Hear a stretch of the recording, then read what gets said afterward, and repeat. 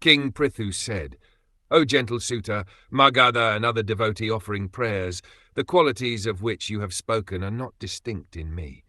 Why then should you praise me for all these qualities when I do not shelter these features? I do not wish for these words meant for me to go in vain, but it is better that they be offered to someone else."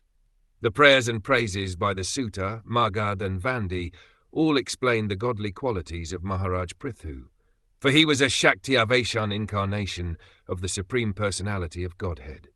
Because the qualities were not yet manifest, however, King Prithu very humbly asked why the devotees should praise him with such exalted words.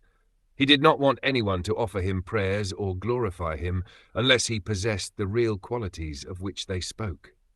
The offering of prayers was certainly appropriate, for he was an incarnation of Godhead, but he warned that one should not be accepted as an incarnation of the personality of Godhead without having the godly qualities.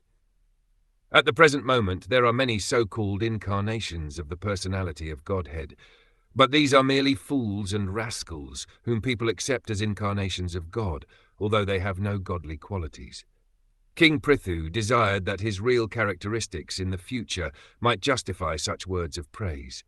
Although there was no fault in the prayers offered, Prithu Maharaj indicated that such prayers should not be offered to an unfit person who pretends to be an incarnation of the Supreme Personality of Godhead.